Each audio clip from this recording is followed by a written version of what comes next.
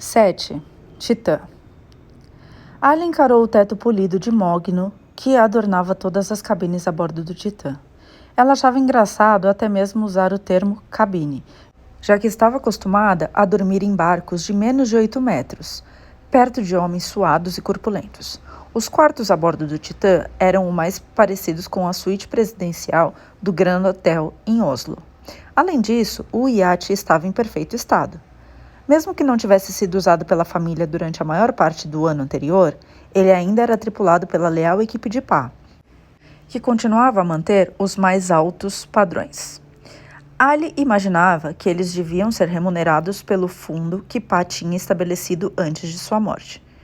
Como em tantos outros aspectos no mundo de Passaut, as coisas simplesmente aconteciam, e Ali quase nunca as questionava.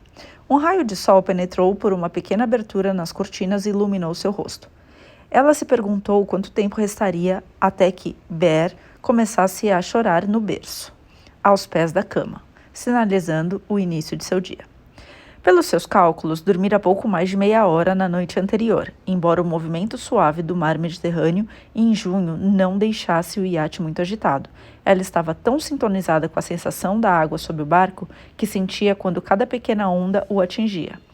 Tudo isso junto com a cacofonia de pensamentos girando em sua mente. Dificilmente seria a combinação perfeita para descansar. A situação em que se encontrava já era tensa o suficiente, com suas irmãs reunidas para protestar formalmente seus respeitos a Pá. Mas para Ali havia muito mais coisas para compreender. Afinal, fora ela quem vira o Titã ao largo da costa de Delos logo após a morte de Pá. Ela se lembrava de estar deitada no convés do barco de Theo, Netuno, quando ele lhe disse, animado, que seu amigo tinha avistado um super iate Benete de seu catamarã, com um nome que ela provavelmente ia reconhecer. Alice tremera de nervosismo com a ideia de apresentar Theo a Pá, mas, sabendo que já estava completamente apaixonada, não viu sentido em adiar o inevitável.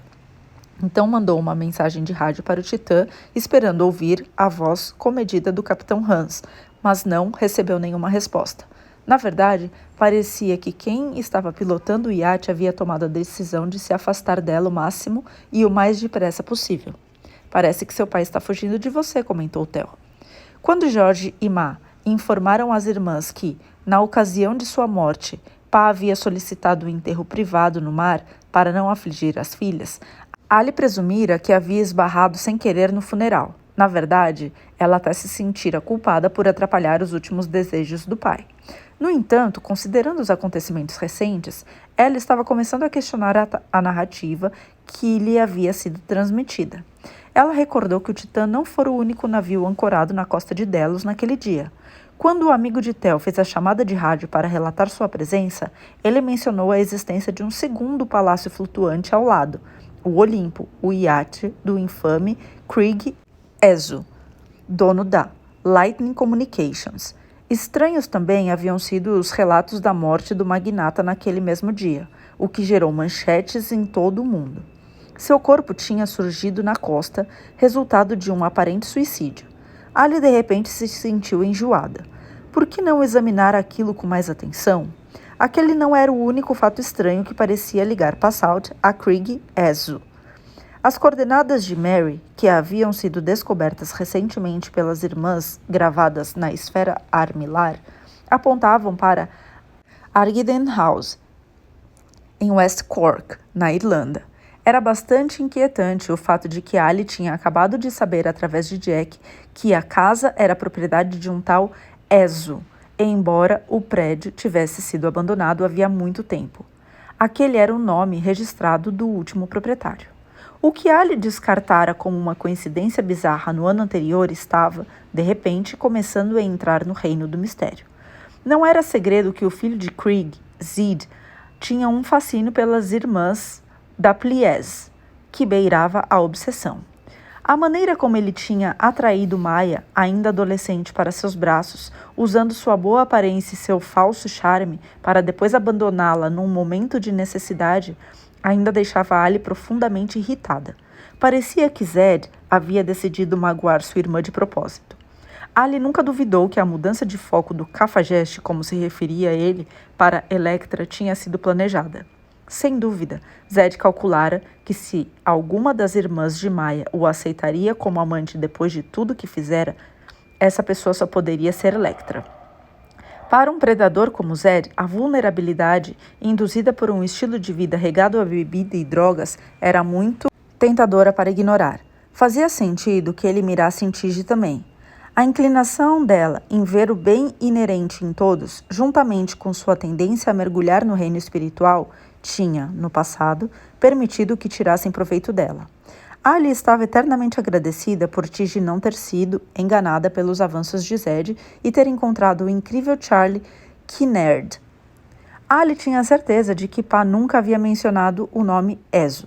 Na verdade, essa fora uma das primeiras perguntas que ela fizera a Maia em seu retorno a Atlantis, a casa da família, um ano antes.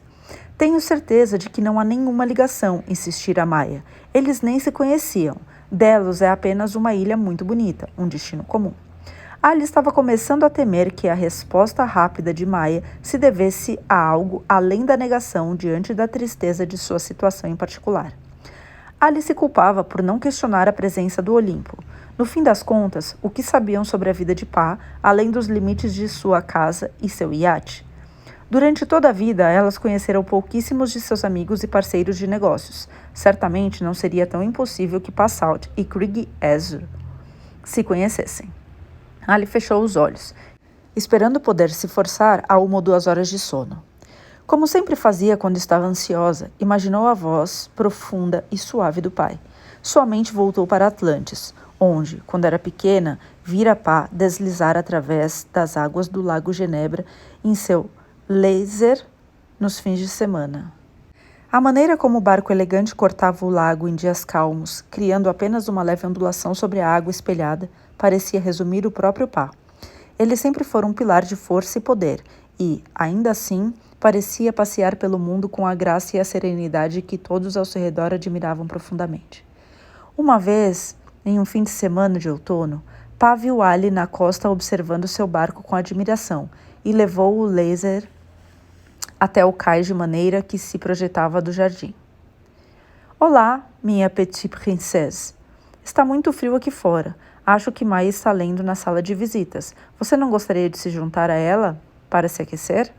Não, Pá, eu amo ver você no barco. Ah, ele deu seu típico sorriso afetuoso para Ali, um que nunca falhava em melhorar o humor da menina, não importava quais problemas aquele dia tivesse trazido. Bem, então talvez você queira ser o meu primeiro oficial? Má diz que é muito perigoso. Então é uma sorte que ela esteja ocupada ajudando Cláudia a preparar o jantar de hoje, argumentou ele com uma piscadela. Pá ergueu Ali do cais em seus braços musculosos, fazendo-a sentir-se leve como uma pena, e sentou-o em seu colo. Agora você deve ter visto que, quando o barco faz uma curva, ele se inclina para um lado. Quando eu preciso ir para o outro lado, tenho que me mover para o outro lado do barco, enquanto agacho sob essa vela. Sim, Pá, dissera Ali com entusiasmo. Excelente. Ele começou a remover o próprio colete salva-vidas laranja e amarrá-lo em torno de Ali. Naturalmente, o colete envolveu todo o corpo da menina, e Pá riu, prendendo as alças o mais firmemente possível. E você, Pá? Ora, não se preocupe comigo, pequenina. O vento está fraco e nós vamos nos mover bem devagar. Está vendo essa pequena depressão aqui? Ele indicou um pequeno espaço no casco branco. Acho que é do seu tamanho, não é? Ali assentiu e entendeu que deveria se posicionar no centro do barco. Tudo que você tem que fazer é olhar para a frente, estender os braços para conseguir se equilibrar. Vamos fazer um grande círculo que nos trará de volta aqui para o cais, o que significa que só vou me inclinar para a esquerda. Esse é o lado, vê? Ali anuiu, a empolgação percorrendo seu corpinho. Tudo bem, então. Ele levantou a perna do cais e o laser começou a flutuar. Pá agarrou a grande alça preta que, como Ali tinha observado, era o método principal para pilotar a embarcação. A gente não está se movendo, Pá, disse Ali, um pouco decepcionada. Nem tudo está sob controle do marinheiro, Ali. Precisamos esperar por uma brisa. Naquele mesmo instante, Ali sentiu uma onda puxar o laser para longe do cais. O vento começou a correr através de seus espessos cabelos ruivos, e seu coração acelerou. Aqui vamos nós, gritou Pá. Ali lembrou-se da alegria de estar tão perto da água, o laser movendo-se através do lago, parado, impulsionado por nada além do ar que o cercava. Ela olhou para trás para o magnífico castelo de conto de fadas que era Atlantis. As montanhas cobertas de neve subiam íngremes atrás da casa rosa pálido, e Alice se sentiu muito sortuda por viver em um lugar tão mágico. Vou aumentar a curva agora, avisou Pá. Isso significa que o barco vai se inclinar um pouco mais para mim. Lembre-se de levantar os braços para ajudar. Ali obedeceu. Perfeito, Ali, perfeito. Pá sorriu ao ver como Ali se adaptava com perfeição às mudanças de ângulo e elevação. O sol brilhava na superfície da água espelhada e Ali permitiu-se fechar os olhos. Naquele dia, sentiu pela primeira vez a sensação de liberdade, que retornava sempre que estava na água. Quando Pá deslizou com habilidade o laser em direção ao cais e garantiu que Ali subisse em segurança, o sorriso no rosto da filha lhe disse tudo. Então, minha petite princesse, você também consegue sentir? Não há nada como estar no lago aberto. É o melhor lugar do mundo para refletir. É por isso que você vem tanto aqui? Ele riu calorosamente. Talvez não seja uma coincidência, as coisas raramente são. Seu olhar deixou Ali e se aventurou para o outro lado do lago. Às vezes, os olhos de Pá ficavam nublados, e Ali sentia que sua mente estava levando para outro lugar. Coincidência significa apenas que há uma conexão esperando para ser descoberta. Pá olhou para Ali. Desculpe, pequenina, é que eu fico muito feliz em saber que você tem o mesmo amor por velejar que seu Pá. Você acha que eu poderia fazer algumas aulas? Perguntou Ali com timidez. Acho que isso pode ser arranjado, contanto que não atrapalhe as suas aulas de flauta, respondeu ele, dando outra piscadela. É claro, Pá, você acha que um dia eu vou ser tão boa quanto você? Não, Ali, acho que você vai ser melhor. Agora vá para dentro e se aqueça, e não conte a Má sobre nosso pequeno passeio.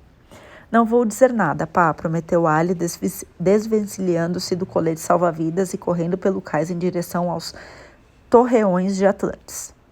O som de Ber balbuciando despertou Ali de seu sonho. Ela esfregou os olhos, feliz por finalmente ter conseguido descansar um pouco. Saiu da cama e caminhou até o berço. A visão da mãe fez Ber levantar os bracinhos e dar um pequeno grito de alegria. Bom dia para você também, disse Ali, tirando o filho do berço. Estamos com fome hoje, cavalheiro. Temo que o menu do café da manhã não seja muito variado. Ela desabotou habilmente a blusa do pijama e Ber mamou satisfeito enquanto Ali olhava para fora da janela da cabine.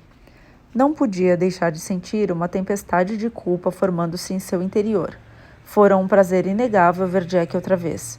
A visão dele passeando pelo sol do convés no dia anterior fora suficiente para confirmar que seus sentimentos por ele não só existiam, mas eram intensos. No entanto, ali estava ela, prestes a navegar para o local exato onde um ano antes tinha sido tão esmagadoramente feliz com Theo. Se ele pudesse estar ali com ela, aquela viagem teria sido muito mais fácil. Ali não era dada à autopiedade, mas estava consciente de que era a única das irmãs que não tinha alguém em quem confiar, ou para lhe dar forças, embora estivesse genuinamente feliz em ver as irmãs e seus próprios parceiros a bordo do Titã. Isso era como esfregar sal na ferida ainda muito recente da morte cruel e precoce de Theo. Até Electra conseguiu encontrar um advogado de direitos humanos, pensou Ali rindo, sabendo que a zombaria era resultado de amor fraternal, não de amargura. Ela olhou para Ber, que tinha os olhos suaves de Theo e indícios de seus indisciplinados cabelos castanhos. Meu Deus, que bagunça! Ali pensou que provavelmente havia destruído qualquer chance de um futuro relacionamento com Jack ao não mencionar o filho. A expressão intrigada em seu rosto quando ela o apresentou a Ber no dia anterior fora suficiente para lhe dizer que não havia sido a coisa certa a fazer. Ele deve achar que eu sou uma completa lunática, Ber. Primeiro eu apareço na Provença com uma identidade falsa para tirar informações sobre sua família. E, bem quando ele me perdoa, começo a lhe mandar mensagens por dias a fio e não conto nada sobre você.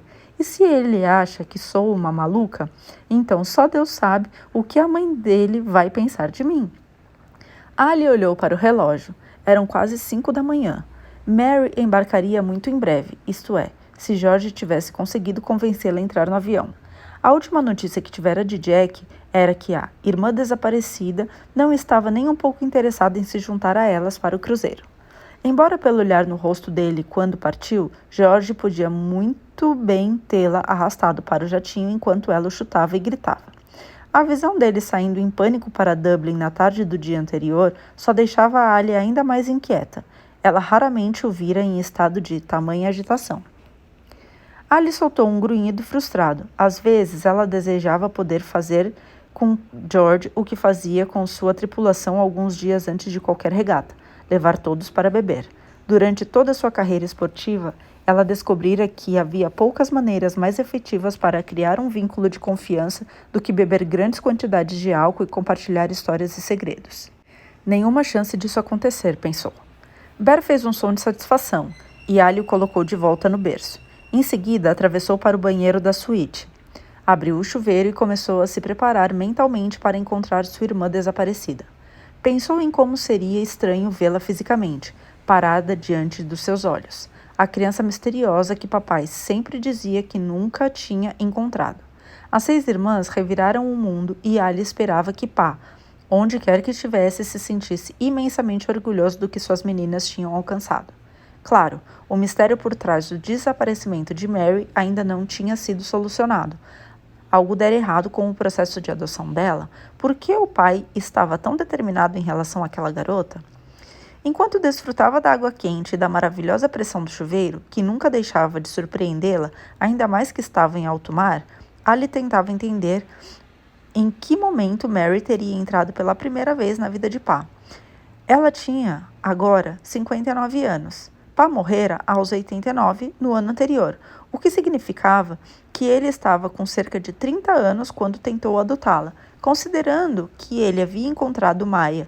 Quando estava se aproximando dos 60, Ali começou a se perguntar o que tinha acontecido com Mary, que acabara impedindo Pá de tentar uma nova adoção por mais de 25 anos. No entanto, a idade de Mary certamente fazia Alice se sentir um pouco melhor sobre o fato de que estava desenvolvendo sentimentos pelo filho dela, Jack. Alice permitiu uma pequena risada diante da estranheza da situação.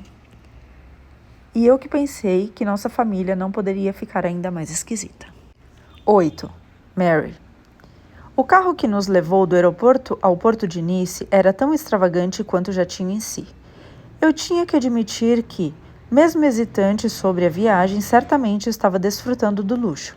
Abri todas as janelas e inspirei o aroma fresco dos pinheiros. O sol mal havia nascido, mas eu já podia sentir que o dia ia ser sufocante. Como ainda era muito cedo, a limusine conseguiu seguir sem muitas paradas até o cais. Cada centímetro quadrado de água estava ocupado por um barco, cada um mais obscenamente opulento do que o outro. Meros centímetros separavam as enormes embarcações que tinham sido estacionadas com grande habilidade em vagas muito pequenas. Estremeci ao pensar no custo de um reparo em um casco arranhado. Todos os barcos pareciam ter sua própria equipe trabalhando neles, polindo, varrendo, arrumando mesas para o café da manhã. Para mim, tudo parecia bastante claustrofóbico. Talvez por estar tão acostumada com o amplo espaço aberto dos vinhedos no Vale Gibston, ou, mais recentemente, com os campos verdes de West Cork. Sabe, George, se eu tivesse todo esse dinheiro, compraria um lugar enorme no meio do nada. Não viria aqui para ficar amontoada como uma sardinha em lata, sem paz e sem sossego. Estou inclinado a concordar com você. Parece que a maioria das pessoas neste porto passa os verões inteiros atracada, raramente partindo para o mar. Para ela, esses iates são símbolos de status, nada mais. Bem, mas não é isso que o Titã é? Não, devo discordar de você nesse aspecto. Para Atlas, o Titã era um lugar de segurança. Segurança? Perguntou ela, olhando para George. Exatamente. Se ele precisasse escapar das tensões e pressões da vida, sabia que poderia embarcar em seu iate com as filhas e navegar para qualquer lugar do mundo. Não deixei de notar a forma como a palavra escapar havia se alongado nos lábios de George. A limusine parou no final das docas. Então, qual deles? Devo dizer que qualquer um deles seria bom, não sou exigente. Minha porta foi aberta pelo motorista, que começou a tirar minha bagagem do porta-malas. Como eu deveria estar no meio de uma viagem ao redor do mundo, isso significava que minha mala estava muito bem equipada. Antes que eu percebesse, outro homem de camisa azul marinho já havia tomado a mala das mãos do motorista. É esse? Bem no final? Perguntei apontando para o último iate nas docas. Não, Mary, respondeu George. O rapaz que tinha levado minha bagagem passou direto pelo iate que eu tinha imaginado ser o Titã e a carregava por um cais de madeira que se projetava da água. Na verdade, o Titã está ancorado na baía. Um curto passeio de barco vai nos levar até lá. George apontou para além do fim do cais, em direção a um barco que fazia os outros parecerem brinquedos. Meu Deus, eu não podia negar que ele era absolutamente magnífico. Contém nada menos que 4 níveis e a enorme torre de rádio com antenas parabólicas claramente o distinguia de qualquer outra embarcação nas proximidades. Jack, Mary e Kate haviam me contado que era enorme, mas, uau! Talvez eu volte atrás no meu comentário sobre ficar amontoada como sardinha em lata. George sorriu. Bom dia, senhor, disse o jovem que tinha levado minha mala pouco antes. Há mais alguma bagagem? Não, obrigada, respondeu George. Muito bem, o capitão trouxe o barco pessoalmente.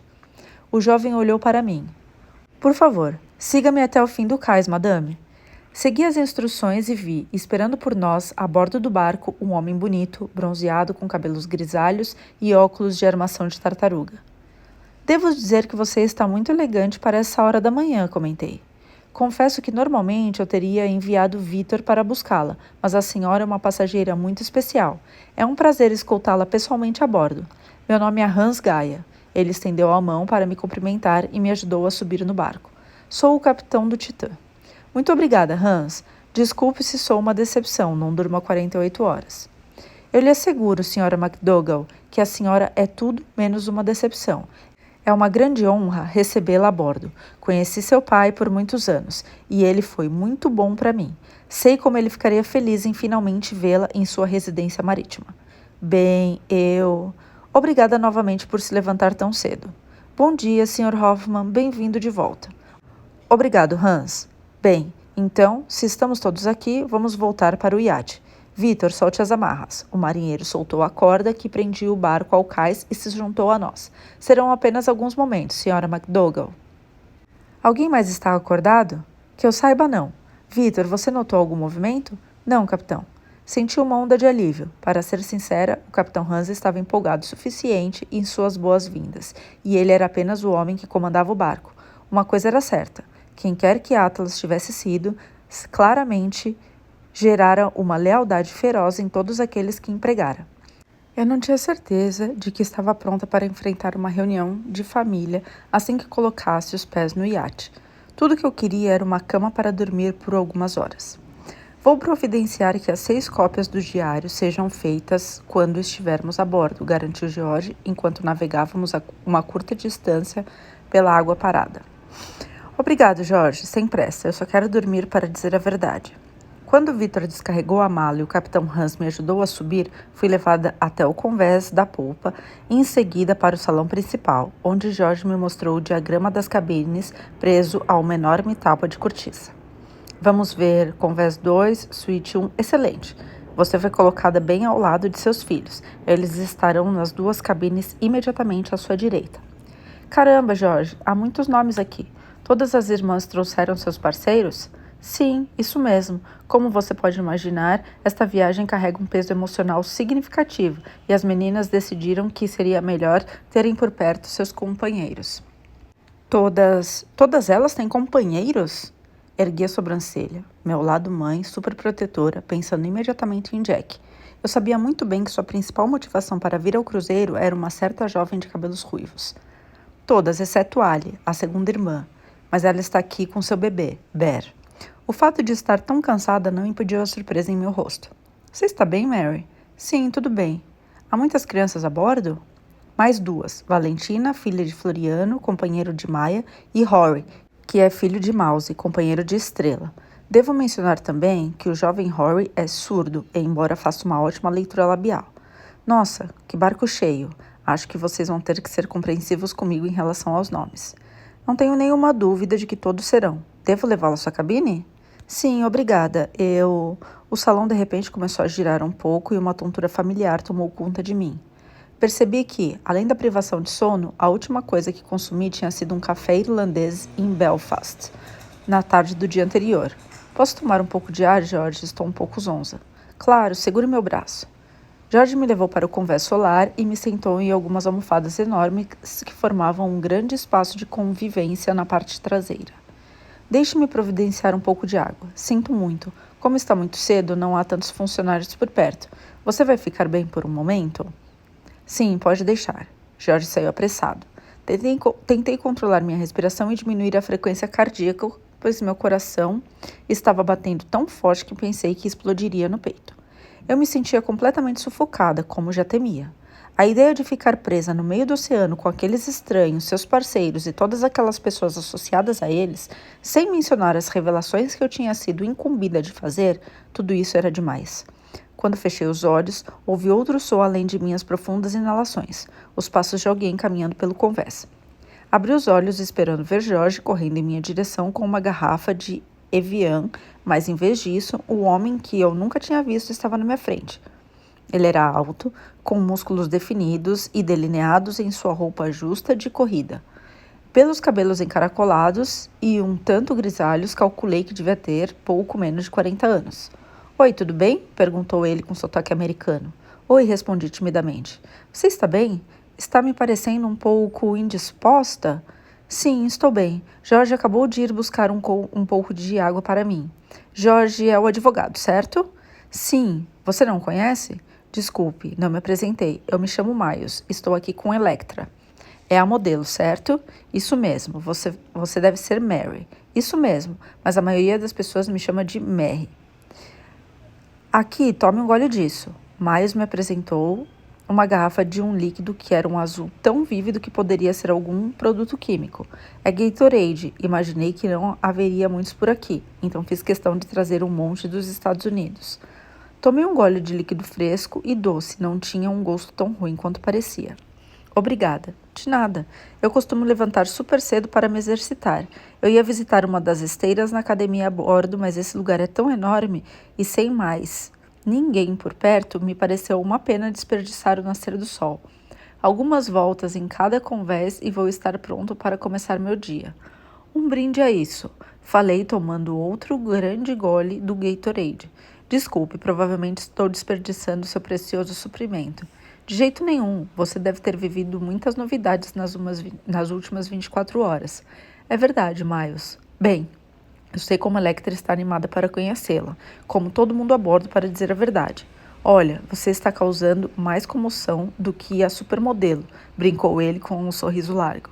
Para ser franca, Miles, é com isso que estou preocupada. Imagino.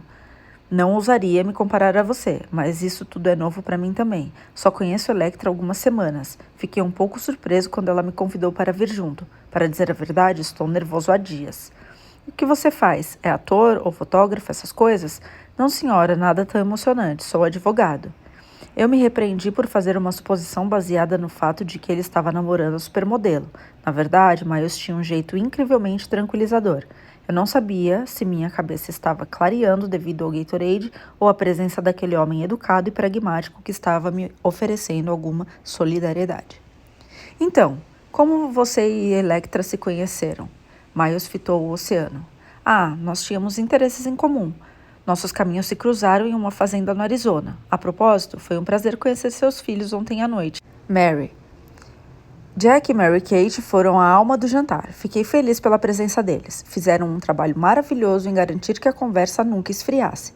Poderia ter sido um pouco estranho, sabe? Muitos desconhecidos, um momento tão emotivo para as irmãs. Meus filhos são assim mesmo. Se tem uma coisa que australianos sabem fazer é conversar. É mesmo. A namorada da Ceci, acho que o nome dela é Chrissy, também é da Austrália. E ela é exatamente assim. Certo, então você é americano, Chrissy é da Austrália. Será que tem alguém de algum local exótico que eu deveria saber? Bem, depende da sua definição de exótico. O companheiro de Maia, Floriano, e sua filha Valentina são do Brasil, mas todas as irmãs têm uma história incrível para contar. O pai delas, o seu pai, deixou pistas para elas seguirem depois que morreu. O cara tinha as coordenadas de todos os seus locais de nascimento gravados em uma escultura que fica no jardim da família. Elas chamam de esfera armilar. Parece que ele adotou crianças de todos os cantos do mundo. Caramba, ele viveu uma vida e tanto, sem dúvida. Assim como você, pelo que ouvi dizer, Jack e Mary Kate nos contaram sobre sua jornada nas últimas semanas. Mary, sinto muito por tudo que você passou. Não sei como conseguiu lidar com isso tudo. As irmãs, a seguindo ao redor do mundo, devem tê-la assustado. Acho que você é uma pessoa incrivelmente forte para estar aqui, neste iate. Seus filhos concordam. Eles não pararam de elogiá-la ontem à noite.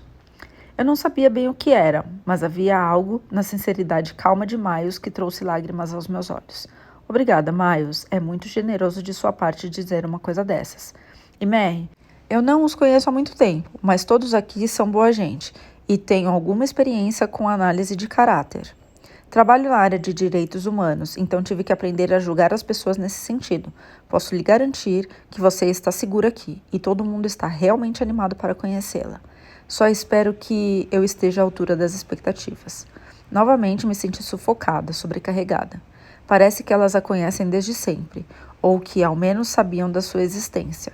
Elas comentaram que seu pai falava de você com frequência, que sempre dizia que a tinha perdido e que nunca pôde encontrá-la. Então, as irmãs estão muito emocionadas por terem conseguido trazê-la aqui e realizar o grande desejo da vida dele. Mas você é advogado, então entende como situações familiares podem ser delicadas, especialmente depois da morte de um ente querido. Certamente entendo. Você já deve ter notado que sou bem mais velha do que as outras meninas. Eu nunca teria notado, mas obviamente ouvi a respeito. Você é mesmo um advogado, Miles? É muito educado de sua parte dizer isso. De qualquer forma, imagino que, considerando a sua profissão, você conseguiria guardar um segredo? Miles riu e assentiu. Sim, é claro. Muitos irão comigo para o túmulo. Bem, não haverá necessidade. Felizmente, eu gostaria de saber sua opinião sobre um assunto. Ele me olhou bem nos olhos. Você pode contar com a minha descrição. Tirei da bolsa a carta de Atlas. Poderia ler isso, Miles? Claro, tem certeza de que quer que eu leia? Preciso de outra opinião que não seja de George. É uma carta do meu pai para mim. Parece confirmar que sou... Bem, leia você mesmo. Miles leu e eu estudei seu rosto. Em pouco tempo, era ele que tinha lágrimas nos olhos. Me perdoe, disse ele, devolvendo a carta. Isso é bem comovente. Sim. Se não se importa que eu pergunte, o que a preocupa tanto? É porque isso significa que você é filha biológica dele? Sim, e o fato de que ele confiou sua história de vida a mim antes de confiar às outras. Miles pensou por um momento antes de formular sua resposta. Entendo. Bem, eu não posso falar por todas, mas coloque-se no lugar delas. Você é a resposta para uma pergunta fundamental. Durante toda a vida, elas se perguntaram por que seu misterioso pai fez de sua missão de vida adotar meninas do mundo todo. Se ele perdeu a esposa e a filha quando era jovem, talvez isso possa de alguma forma explicar. Eu me recostei nas almofadas e considerei essa perspectiva. Acho que não tinha pensado dessa forma. De qualquer maneira, Jack e Mary Kate fizeram um trabalho pesado. Todo mundo os ama tanto que já até fazem parte da mobília. Consigo imaginar muito bem. Obrigada, Miles. Não se preocupe. E se as coisas ficarem um pouco pesadas demais nos próximos dias e você precisar de alguém de fora para analisar a situação, é só me avisar. Ouvi o som de pés correndo mais uma vez. Virei-me e vi George saindo do salão, brandindo uma garrafa de água. Peço desculpas, Mary, é que tive que me aventurar na cozinha. Aparentemente, obter um diploma de Direito da Universidade de Basileia é um processo bem menos complexo do que me meter nas dispensas do chefe da administração. Não tem problema, George, Miles conseguiu me salvar com sua poção azul aqui, expliquei, erguendo o Gatorade. Vou fazer um pequeno acréscimo em sua conta no final da estadia, madame, respondeu Miles com uma piscadela. Bem, vou deixar você se acomodar, Mary. Tenho mais algumas voltas para completar antes de Electra se levantar e eu ter que me juntar a ela para o café. Ele se levantou e cumprimentou George com um aceno. E lembre-se da minha oferta, se precisar é só chamar. Convés 3, suíte 4, acho. Miles rios e eu acenei para ele antes que se virasse para continuar seu circuito pelo Titã. Perdão, Mary, não percebi que havia alguém acordado. Sem problemas, George, foi um prazer conhecer o rapaz. A presença dele foi muito reconfortante. Sim, ele superou muita coisa na vida. Acredito que seja o companheiro perfeito para Electra. De qualquer forma, você está se sentindo um pouco melhor? Sim, obrigada, Georg. Bem o suficiente para conhecer o meu quarto, pelo menos. Segure meu braço, vou lhe mostrar lá embaixo. Victor me avisou que sua bagagem está esperando por você. Apoiei-me em George enquanto nos aventurávamos pelas entranhas do enorme barco. Talvez fosse culpa do meu estado de atordoamento ou do fato de que os corredores eram revestidos com a mesma madeira marrom escura, polida até que parecesse um espelho. Mas eu me senti como se estivesse atravessando uma pintura de Escher. A caminho de minha cabine, passamos por vários funcionários que se preparavam para a viagem. Alguns usavam camisa polo, outros camisa branca de manga curta adornada com dragonas. Jorge murmurou algo sobre a equipe de convés e a tripulação interna, mas eu não estava prestando muita atenção. Uma coisa, no entanto, era comum a todos os uniformes. As camisas eram bordadas com o nome Titã, e logo abaixo, em fios dourados, havia uma imagem de uma esfera armilar. Várias escadas e corredores depois, Jorge sinalizou uma porta no segundo convés. Essa é sua suíte, sussurrou. Mary-Kate e Jack estão aqui à sua direita. Ele abriu a porta da cabine. Que beleza, George, mas me diga, tenho mais algum compromisso antes que eu caia na cama e saia da terra dos vivos por algumas horas? De jeito nenhum, Mary, por favor, descanse quanto precisar. Claro, em breve partiremos de Nice e devo avisá-la de que os motores podem ser um pouco importunos, disse ele sem graça. Sem problemas, Jorge. Acho que estou cansado o suficiente para dormir com qualquer barulho. Imagino que também vá querer tirar um cochilo, mas, se não se importar de avisar os meus filhos que já cheguei a bordo, seria ótimo. É claro, vou cuidar disso. E da preparação dos diários. Boa noite, Mary. Na verdade, está mais para bom dia. Suspirei. Cansada, entrei no quarto e fechei a porta devagar. Não fiquei surpresa ao descobrir que a suíte parecia o quarto de um hotel 5 estrelas. Na verdade, era até mais agradável do que a suíte onde eu havia me hospedado recentemente no Claridge, em Londres. Minha mala estava apoiada ao lado da cama, mas eu não tinha energia para abri-la e tentar encontrar qualquer roupa de dormir. Em vez disso, chutei meus sapatos para fora dos pés, empurrei as toalhas, lindamente dobradas em forma de pequenos elefantes, para o chão e caí na cama, me enrolando bem nas cobertas. Então fechei os olhos e dormi. Obrigada por ouvir. Curta e compartilhe esse vídeo. Considere contribuir com o canal e, novidade, essa semana ainda mais 2 capítulos para vocês.